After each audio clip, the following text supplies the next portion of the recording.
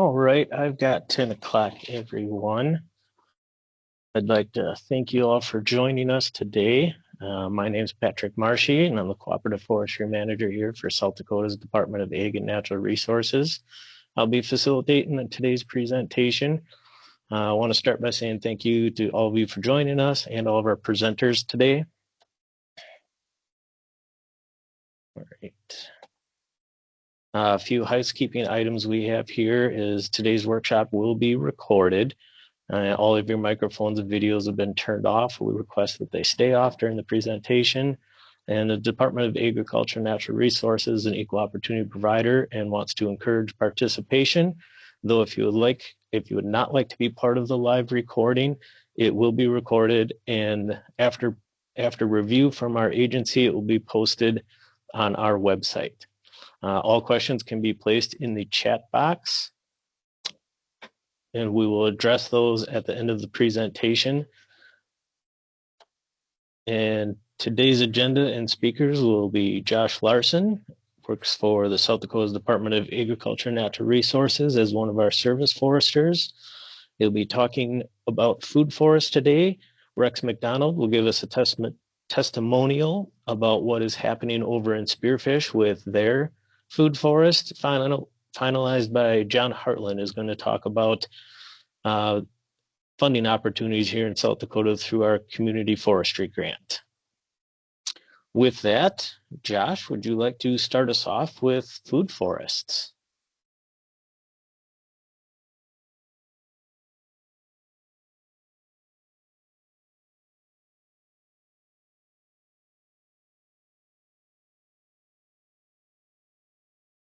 All right. Can everyone hear me and see the screen okay? Yep, I think we have you here, John, or Josh. All right, judging by the silence, I'm assuming everyone else is okay too. All right, so thank you everyone for attending today. Like Patrick mentioned, today we're going to be talking about community food forests. And I just wanted to start off my presentation with stating that the talk that I'm going to give today is not a step-by-step guide necessarily on how to build a food forest. Its intent is to provide you with a framework for understanding what one is, how it can benefit your community, and how to start the process. Each food forest is its own individual project, and they really need to be designed and installed on a case-by-case basis. So we're going to be sticking to broad generalities today and not looking at anything specific outside of Rex's presentation next. So starting off, what is a community food forest? It's a public piece of land that is being put to a slightly different use than perhaps a more conventional use, like a park, a green space, or a vacant lot, which are quite common in many communities. While it's similar to a community garden, it differs in some key ways, like there are no individual plots in a food forest.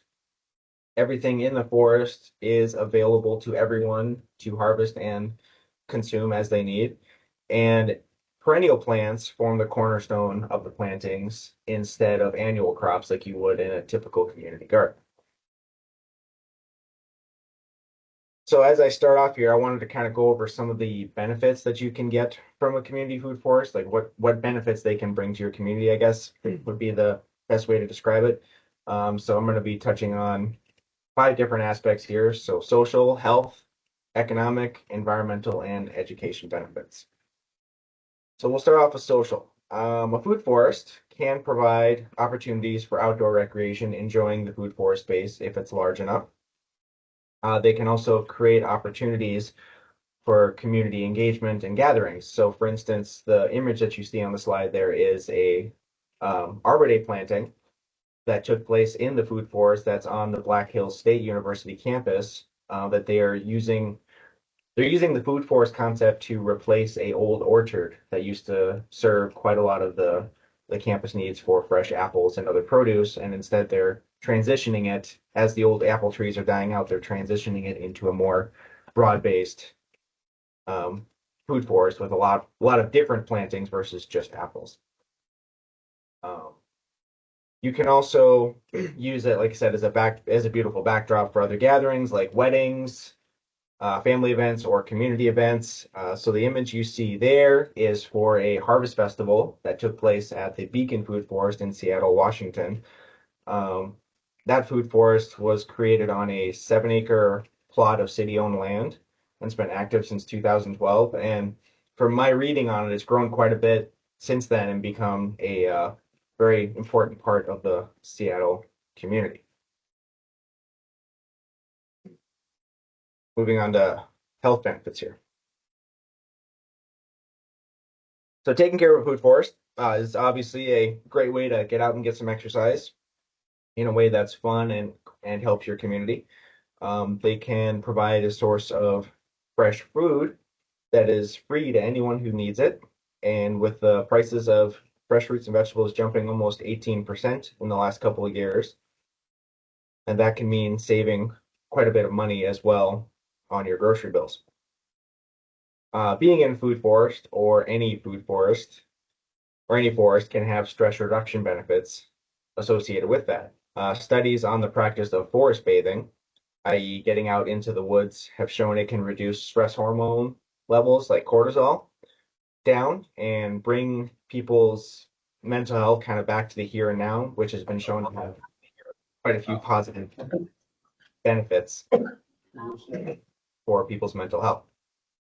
And of course, the obvious one here is the more trees that you have in your community, the lower the levels of air pollution generally are. So when you can double up both urban forestry with producing edible food, it's kind of a win-win on two different fronts. Um, so economic benefits.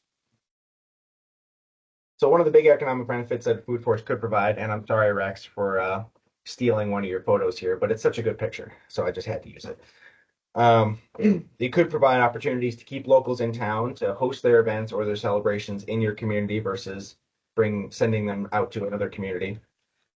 You can also use it to bring in tourists to your community to get provide opportunities to get their dollars spent at your restaurants, your gas stations, and in your town as well. Large food forests, if the production of the produce exceeds the need in the community, you could also potentially set up a way to sell that produce to local grocery stores or other restaurants, perhaps, which could be a revenue source for the city. And then larger food forests could also create jobs in communities due to the maintenance requirements, the harvesting, the training opportunities that they can provide. There's a whole suite of ways that food forests could generate money for a community. Another one that's perhaps not as obvious, but still important in a lot of ways, is that a large and beautiful food forest could also have a positive effect on neighborhood property values. Because land that was a vacant lot or an underused mowed area is now being put to productive use by the community, which is generally viewed more favorably both for property values as well as tax-related income for a community. So right now I'm going to quote from a study done in Toledo, Ohio about the costs on what vacant lots can do in a community.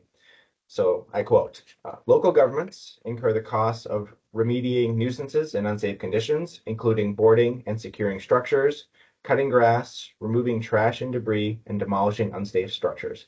For instance, in Toledo, Ohio, they spent $3.8 million in 2016 on services related to vacant and abandoned properties, including $1 million on code enforcement, $800,000 on nuisance abatement, $600,000 on police dispatch, and $1.4 million on fire dispatch. So just for a frame of reference, Toledo, Ohio is only a little bit bigger than Sioux Falls, so it's a relatively safe analog for our largest city.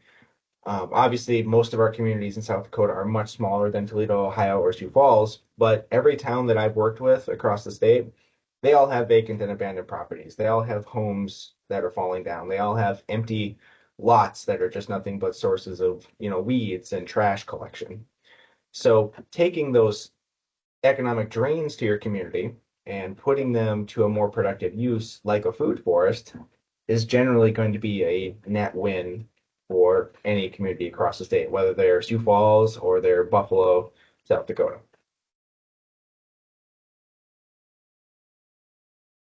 So environmental benefits. So kind of just branching out a little bit from the food forest concept, abundant tree cover of any sort has been found to reduce ambient air temperatures due to shading effects and the cooling effect from the transpiration of leaves. A single mature tree can absorb 48 pounds of CO2 a year and release enough oxygen to support two people. Nationally, urban trees can store up to 990 million tons of carbon, and well-placed trees can reduce your air conditioning bills by up to 10%. And it has been suggested by planting 100 million trees in urban forests across the country that we could reduce energy usage in the US by 30 billion kilowatt hours. So how all these, large facts and statistics kind of tie into a food forest is, so those are the benefits that trees bring to our communities in general.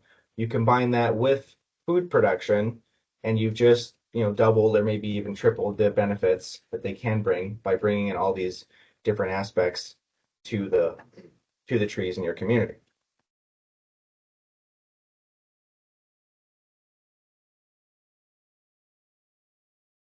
Educational benefits. So on this slide, I have examples of some questions that come to mind when you're thinking about a food forest. So where does food come from? How do trees grow? How do you plant and care for things? How do bees pollinate flowers? And my perennial favorite is, can I eat that? That's a question that I get quite frequently as I'm out and about doing my job as a service community forester for Western South Dakota. Um, so being able to educate people on trees, their care, the insects and disease that bother them, whether they produce edible products for people is a big part of what I do, and it's a big part of what food forest can do for a community as well. So a food forest is a rare opportunity to educate people on things like plant biology, gardening, how food is produced, and self-sufficiency through like canning and other preservation methods. You could use a food forest as a backdrop to hold classes on soil and water management, beekeeping, or anything that is connected with the outdoors and food production. When you consider that nationally only around 3 million people are actively involved in agriculture in the US, most people today really have no concept of what it is like to grow food. Even in a largely agrarian state like South Dakota, I quite often work with people that have never picked an apple from a tree or never harvested raspberries up in the Black Hills. So it's a great opportunity just to educate people and bring them a little bit closer to the food that they eat during the day. Um, so moving on to probably the more interesting stuff. What can be grown in a food forest in South Dakota? So what can be grown might be a bit of a surprise to most people here. You have your common options, of course, like your fruit and nut trees, your fruits and nut trees, like your apples and your plums and things of that nature. And then you can also grow things like black walnuts, possibly shagbark and shellbark hickory, depending on where you live in the state, and acorns, like from oak trees. Those can be ground into a flour that you can eat as well. To perhaps some not so common ones that people don't perhaps know about, like cherries, apricots, mushrooms, honey, grapes, and even some varieties, according to the literature that I've read on it, hardy kiwis, believe it or not. So if there's anybody out there that's on this presentation that's actually growing the hardy kiwis that can theoretically survive our climate, I would love to hear about it because I got a pretty deep interest in trying to grow some myself. I would do some in my own backyard, but I've already taken over like a third of my backyard with my gardening and my mini orchard, so I don't think my wife would tolerate much more. Um, and in a food forest too, even though the cornerstone of the plantings is your perennial plants and your vines and things that come back year after year, you can also incorporate annual crops in them as well. Things like pumpkins, gourds, squashes, cucumbers, and other low-growing binding plants. They actually complement food forests really well because they provide that kind of ground cover, which can keep the ground a little shaded and help reduce weed and other grass pressure from coming up in the trees. All right. So here we have a list that is by no means exhaustive of what could be grown here in South Dakota. And there's probably another when you factor in cultivars, 100 species of plants that could probably be grown here in South Dakota. So all this, is, of course, is dependent on your specific site, and you should consult with your region's uh, service forester to get a better idea of what to grow, at least when it comes to trees and shrubs. So, obviously, for example, what can be grown in Yankton and Sioux Falls is not necessarily the same things that can be grown in Faith or Buffalo. That doesn't mean you can't grow a food forest, it just means you have to gear your plantings towards your location versus just having a single approach to everywhere in the state. So now that I've covered all the benefits and the possible uh, plantings you could choose, now the big question is how can this be done? The biggest roadblock, other than finding the land to do it on, is building enough support both with the public at large in your community, but also with the city administration to start and maintain the project. Because, like with any piece of public infrastructure, it is going to require a lot of input at the start, and it's going to require ongoing maintenance in order to support it. The most successful food forests are built and maintained by a group of people that act as champions for the projects over the years and don't rely on any one individual person or city employee. Where I have seen projects like this fail is basically one person is the driving force behind it, and then something happens to that person, job loss, change in family dynamics, health situation, whatever, and then the whole thing falls apart. So if this is something you really want to do in your community, you need to build a strong coalition of people that can support each other or can step up and take different roles as time progresses, because everybody's lives change, whether they want them to or not. And then another key factor is if the city isn't the one driving this program, if it's public, if it's just members of the general public driving this program, getting good relationships with your city officials, your city administrator, your public works director, your city finance officer, if you have a parks department, the people in charge of them, that is critical because you're going to be relying on those institutions and those people for help with the maintenance practices and for kind of a long-term um, back, I don't want to say what's backbone to the program, I guess, because generally people in those positions stick around longer than perhaps excited volunteers do. So it's good to have their support and make sure that they are there helping you out. Um, all right, so a basic plan. The first thing you need to do if you're considering a food forest in your community is you need to, of course, find a location. Um, the key features you want to look for are vacant lots, whether they are, repossessed land that, was in former private ownership, whether it's underused or unused parkland, or my personal favorite, large areas of grass that are being mowed just for the heck of it. I see that a lot, quite a lot in communities where they have large areas of grass that are being mowed just because people think it looks better than perhaps using it for something else. The next thing you want to make sure you have is relatively easy access to water. Especially here in Western South Dakota, water is going to be your primary determinant of how successful a food forest is. So you're going to want to either make sure you can tie into city water, well water, rainwater catchment if that's an option, and or if you can, pump out of streams or rivers or ponds that you can draw from. The third thing you want to look into is you want relatively easy access for community members, i.e., everyone in town to be able to get to.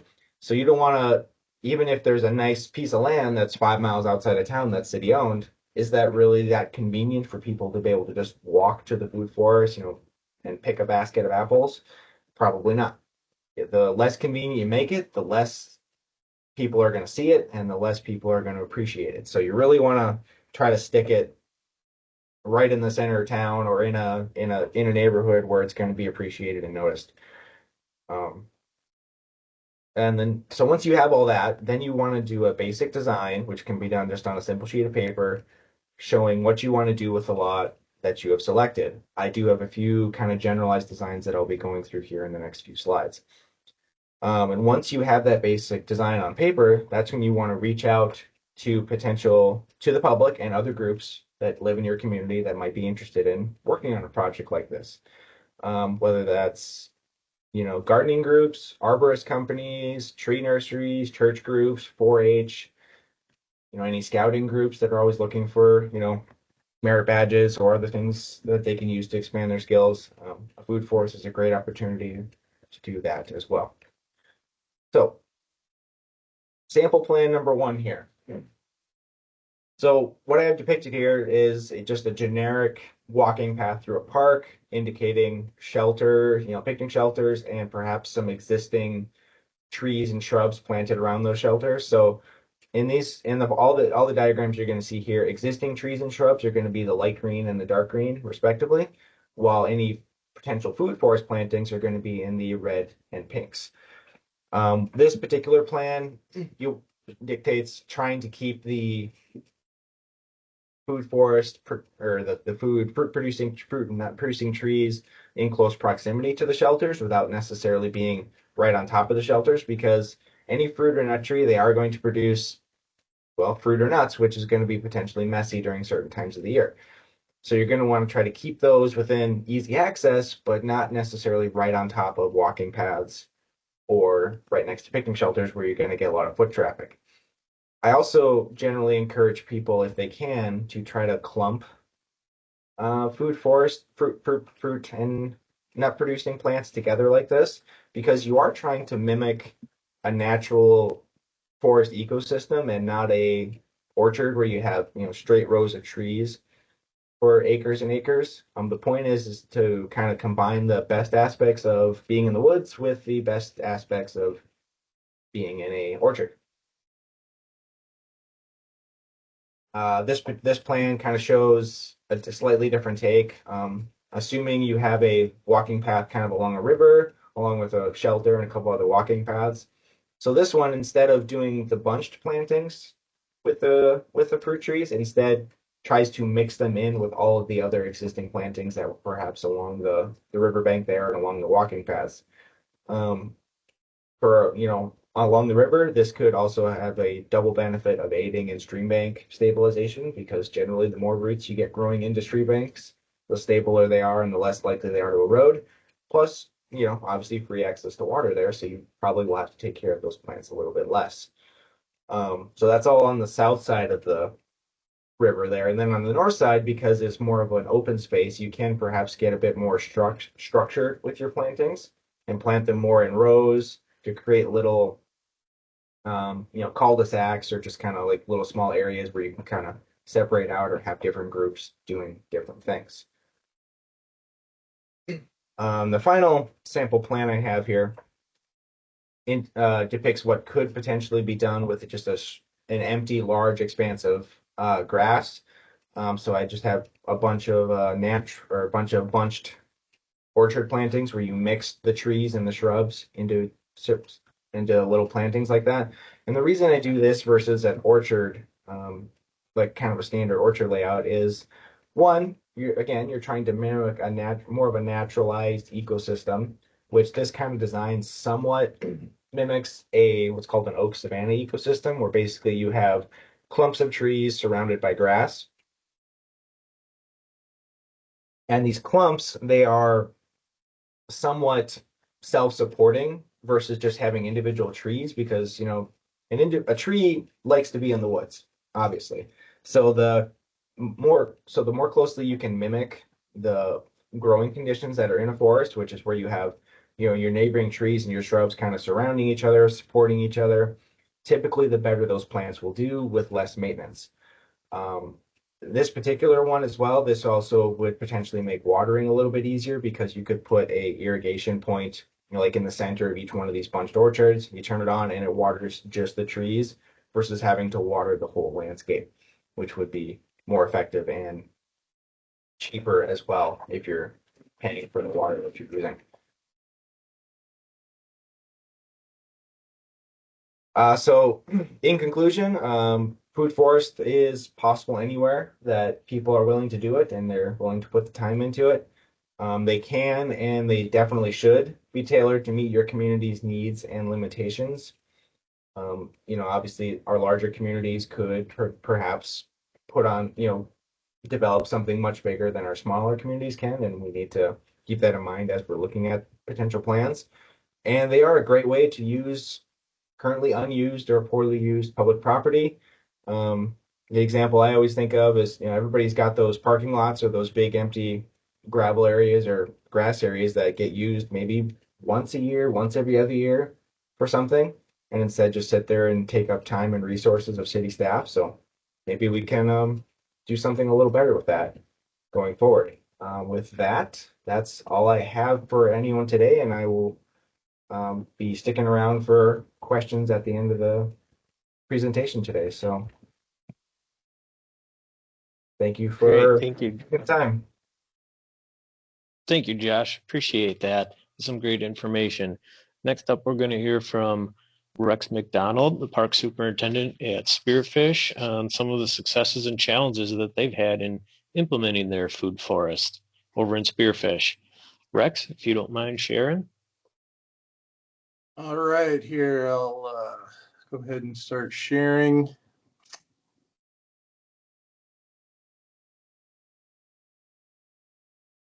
Can everybody see that and everybody hear me okay? All right, I saw a thumbs up, so I'll just go ahead and jump right into it. So, yeah, as Patrick said, my name is Rex McDonald. I'm the Parks and Forestry Superintendent for the city of Spearfish. I appreciate the opportunity to present today and kind of tell you a little bit about what the food forest has looked like for us and kind of how we've gotten to the point where we're at right now. So this is obviously the slide that Josh stole from me. It is a good picture, so I agree with him. It's a nice picture and something that's visually appealing to everybody too. So first to get started, so I know every community is different and everybody's structured a little bit differently as well. So the way that we're structured, we are the Parks and Forestry Division of the Parks and Rec Department. So we have the rec division. They're basically housed at the rec center and they handle all types of events in the water park and all those type of things. And then you have us in the Parks Division. And both of those divisions are overseen by the Parks and Rec Director. So then you have myself as the Parks and Forestry Superintendent, and I oversee the day-to-day operations of the Parks Division, which we have divided into smaller districts. To give you an example of all the things that we do and all the things we take care of, we do manage the Spearfish City Campground. We have one full-time employee there and about 5 seasonal employees that we hire every year. We take care of the grounds up at Rose Hill Cemetery. We have one full-time employee and 4 seasonal employees up there. We have a North Park district, which is a handful of our parks. On the north side of town, we have one full-time employee there and 5 seasonal employees. We have a South Park district, takes care of a handful of parks on our south side of town with one full-time employee and 5 seasonal employees. We have our Spectator Rec district, where we have 2 full-time employees and about 4 seasonal employees. These take care of our 4 athletic complexes in town. And then we have a recently created district, which we call our Open Spaces and Forestry district. So we have 2 full-time employees and 3 seasonal employees in our Open Spaces and Forestry. And then this includes, a multi-use trail system up on Lookout Mountain. We have close to 15 miles of multi-use trails up there that we maintain, 10 miles of rec path through town that kind of follows Spearfish Creek and connects different sections of town to our rec path. We have landscaped medians that we have to take care of, and the downtown landscaping that we deal with. We have state leased property kind of at the mouth of Spearfish Canyon. We also have a 27-hole disc golf course right there on that state leased property, which if you haven't played the Canyon disc golf course, anytime you find yourself out in Spearfish and you're a disc golfer, it's highly recommended you go check it out. It has been rated the #1 disc golf course in South Dakota for several years in a row. And it's one of the best, that I've ever played at too. So little plug there for the disc golf course. And then we finally get to the urban forest on city-owned properties. So I wanted to bring this up just to point out the fact that, we don't have just a dedicated forestry crew, like I know some of the larger communities do. We're kind of jacks of all trades. So we have a lot of stuff that we need to take care of, which also includes the urban forest. So just to give you a kind of a background and a picture. So how it started in 2020, Josh gave us the pitch for the community food forest, similar to the presentation he just gave earlier. As he said, it's an area set aside on city-owned property where you would plant fruit-bearing trees and shrubs for public consumption. And what we liked about it when Josh first pitched it to us was the fact that it's not an orchard. It's rather just a kind of a defined area where we can start planting fruit-bearing plants and trees. This fits in well with spearfish overall, the history of spearfish over the last 100 years. Agricultural production has kind of been what has defined spearfish. There was a lot of fruit and produce that was being grown here, especially in an area of town known as the Valley.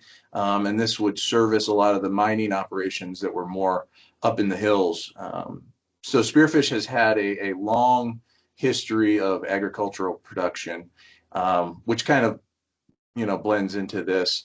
So we were all on board when Josh pitched us the idea. And so what we had to do is we had to find a location. As he said, that's the first priority. So the area that we chose is one of our parks. It's called Spartan Park. This is an overhead view of Spartan Park.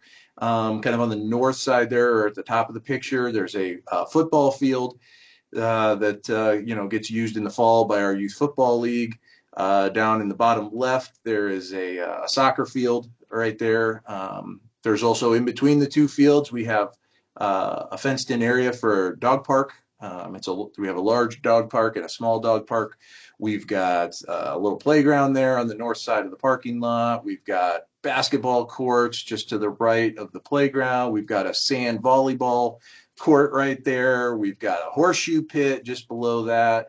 And on the far right of the picture is where we have our community gardens, which is a program that's run in partnership with the Northern Hills Master Gardeners. So even though this park has obviously got a lot of stuff going on, we also thought that it would be a pretty good place to start our food forest. So I'll get into the specific location, but the kind of in the bottom right-hand corner, if you guys can see all these multicolored dots here, these are all the different trees that we've planted so far in our food forest. So this is the community gardens here, the sand volleyball court here. This was just an open patch of green grass that's irrigated that we currently mowed, but didn't really have anything going on there. So the pros, obviously, it already has irrigation. There's plenty of sunlight in that location, and there's really no prior use on that little kind of side hill there. The cons, we already knew that park as a whole really doesn't have ideal soil. It's mostly a red clay soil, and it's a very close proximity to the community gardens, which we did not want people to be confused and think that the community food forest was part of the community gardens and go in and start picking, people's little plots that they have there in the community gardens. So those are kind of some of the pros and the cons. But we waited out and we thought it was okay, so we're going to start planning ahead. So we identified our location and we started planning for next year's planting season with an emphasis on biodiversity and getting a lot of different species in there. So Josh was very helpful in that part of the process. He gave us a list of trees that he thought would be a good fit for that area and for kind of our region here in the Northern Hills. And included a variety of apples, pears, plums, and cherries. And then we worked with a local nursery to kind of see what would be available and what she would have that we could, get right away. As I mentioned, we had concerns about the soil. So Josh came out and actually took some soil samples for us around the site. And when the results came back in, it's kind of like what we thought. It was recommended that we do some soil amendments at the planting site. So we knew ahead of time that we should bring in some extra, good topsoil and compost to fill in at our planting sites. This is kind of a close-up here of our community gardens with the individual plots. And then this right here is our food forest. So with all that in mind, we got to planting. So in April of 2021, the first round of fruit trees was planted. In 2022, we did some more plantings there with a group of local Girl Scouts. This also served as our Arbor Day celebration for that year. And because we had planned ahead, we knew we'd need to make the soil amendments. We were able to stage the materials on site and just have everything available for us when we needed it at the time of planting. So a little plug here for the DANR RCF grant, which it sounds like John's going to talk about after this, but wanted to talk about our experience with that in 2023. So as I'm sure every other community in South Dakota has to deal with, we obviously have a big deer population out here in the hills. They like to move into town. Some people regard them as pets, and there's just an abundance of deer. So we obviously have to take that into consideration. You put a bunch of time and effort into planting trees.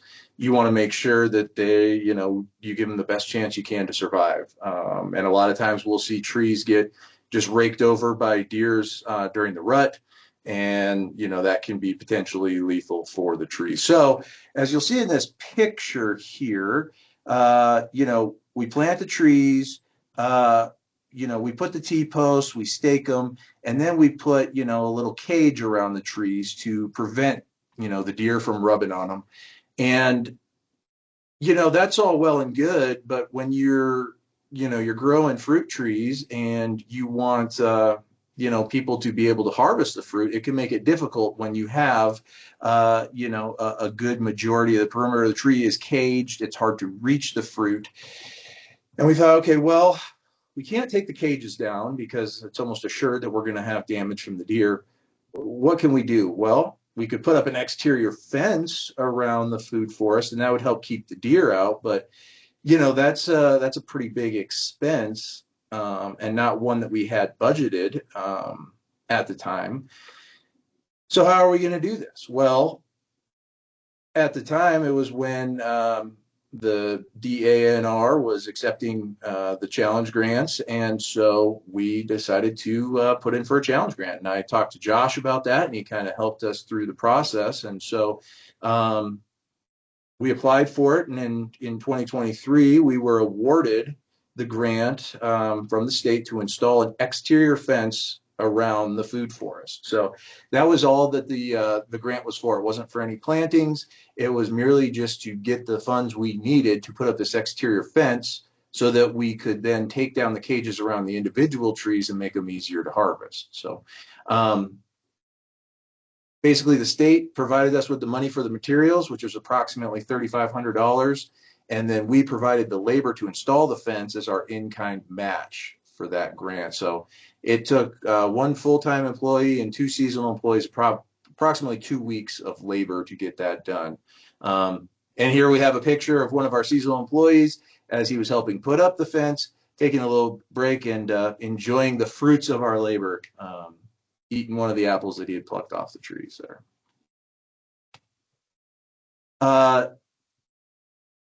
An open invitation. So again, we wanted to kind of let the public know what it is and that it's here for them and not have confusion with the community garden. So we had to get a gate up around our fence now. And so we took advantage of one of our seasonal employees' artistic talents. And rather than just having a plain old boring gate, we designed it so that he could paint this nice picture on there. So it's very welcoming. It kind of helps define the space, hopefully reduces the confusion between the food forest and the community garden. So there's a really, really kind of nice addition that we were able to add there. So current status and observation. So 31 trees have been planted over the last 4 seasons. So that's approximately 7 to 10 trees per year. And we just incorporate this into our annual planting plan. So we have money budgeted every year. Throughout our department, we plant about 60 to 70 trees. So what we do is we just set aside a little portion of that to know that we're going to plant, anywhere from 7 to 10 trees in the food forest. So it doesn't really require any additional budgeting for us at this time. We're able to incorporate that into our planting plan and our operational budget.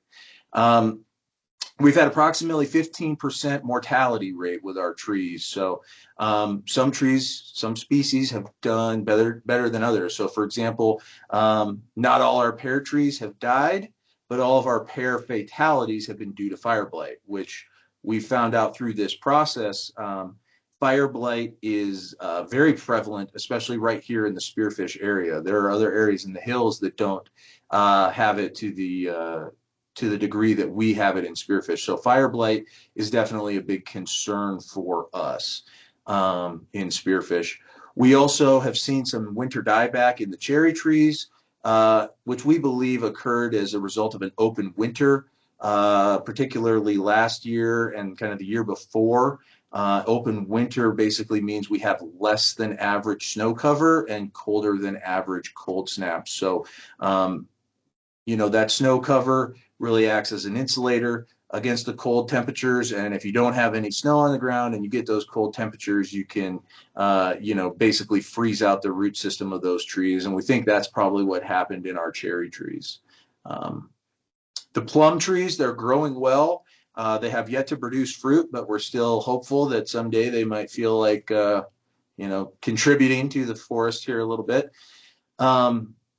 And then another note too, kind of about the site, is we have overseeded it with red and white microclover in the common areas to help increase the pollinator traffic, kind of stop some of the grass from growing, and just kind of get more stuff going on there organically. This was kind of part of our Bee City USA affiliation by overseeding with clover in these areas. So that's been kind of a nice addition for us too. So looking ahead, number one, what we want to do is we want to increase public awareness of our efforts. So Josh mentioned a couple different models where you get either an outside group to help take care of it. You get a lot of public engagement and feedback. This was something that we created internally. And so it was basically just coordination with our own park staff to get it done. So there wasn't a whole lot of public awareness about it. It's not, I wouldn't say it's very widely known at this point. So we definitely want to, now that we're getting a little bit more established, we want to put some more, information out there to let the public know, where it's at, what it is. This would include adding signage at the entrance. And we'd also, we'd update our city webpage to include information about it as well. I'd also like to install signage at each tree to identify the species, the variety, and the best time to harvest, as well as the recommended uses of the fruit from that tree. So this is all basically everything you get on the card at the time of planting. We would like to include in signage. See. We're going to continue to plant fruit-bearing trees and shrubs annually. Like I said, that's kind of absorbed by our operational budget. We're looking at, planting obviously disease-resistant varieties. And right now we've just planted trees. We're also looking at planting possibly some shrubs, so when Josh showed the slide earlier of having the overstory, the understory, we want to kind of focus on just expanding in all areas within that footprint of the food forest. We talked about designing a meandering path for foot traffic through the food forest that kind of blends in with the natural look and feel. We want to make soil amendments to the entire site, not just at our planting sites, but everything within that fenced in area, including some aeration, some top dressing, maybe some more overseeding with the clover. And then finally, developing a treatment plan for fire blight that would still allow the fruit to be edible and not cause issues with the adjacent organic community gardens. So again, it's not necessarily an orchard, not something that we want to really focus a lot on production. But we do want to, if there are fire blight treatments out there, we want to kind of look into that and kind of see what we can do. This is a picture here that I took at the food forest. We got a nice pear growing here. We got Crow Peak in the background. So just a nice little picture there. And then any questions, I'll be sticking around at the end of the presentation. Happy to answer any questions. Here's my contact information. If anybody wants to reach out to me after this, please feel free. I love talking about the food forest and seeing if I can help out in any way. If you've got questions about your community. Again, this is another picture, looking south, Spearfish Mountain in the background there, and some apple trees. So thank you for your time. I appreciate it, and thanks for the opportunity. Yeah, thank you, Rex. You've got a lot going on over there in Spearfish. Looks like it's pretty established and a plan moving forward. That's great. And next, we're going to hear from John Hartland with our Urban Community Forestry team here in South Dakota, where he's going to discuss more of our community forestry grant that Rex mentioned about an opportunity for the state to help funding with your communities. John, you want to go ahead and share? Absolutely. Yeah, so as Rex mentioned, we have something titled the Community Forestry Grant. It was previously known as the Challenge Grant, if that is more familiar to you. And I just want to break down some details and information about this grant if anybody is interested. So to provide some background on the grant program and ourselves, as you've heard a number of times, we are with the Department of Agriculture and Natural Resources.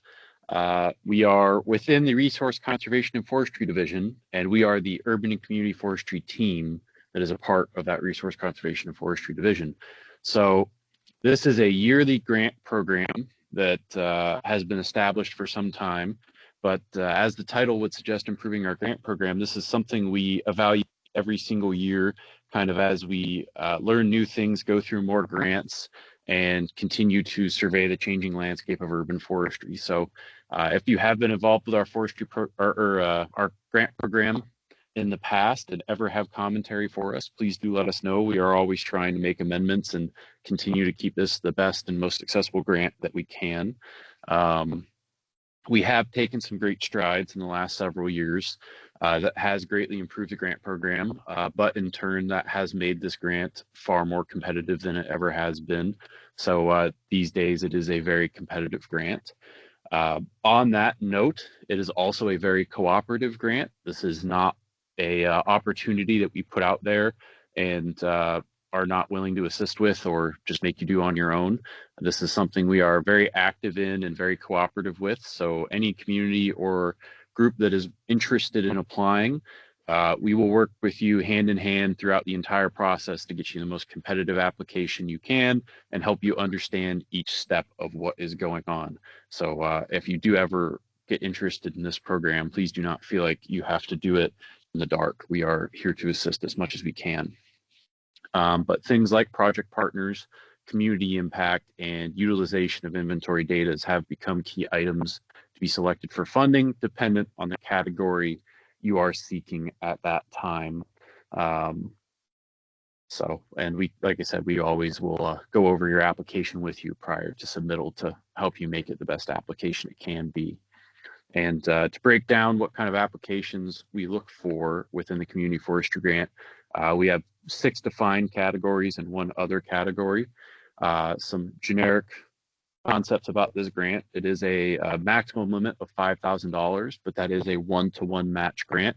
So your total project cost would be approximately $10,000. You are, of course, welcome to overmatch, but our maximum contribution will be $5,000. This, like I said, does come within a series of different categories, such as professional services, tree inventory and assessment, existing tree care and maintenance, education and training, new tree planting, urban food forest or community food forest we use that title interchangeably. And if you come up with an urban forestry item outside of those 6 categories, we have an other activities category. However, I do want to specify this is an urban forestry grant, not a rural or stewardship forestry style grant. And a few generic rules we have for it. It does have to be on private, it cannot be on private land. It does need to be on public land. Grant applications are accepted at any time during the year. However, they will only be considered in the current or upcoming grant round dependent on the date of your application.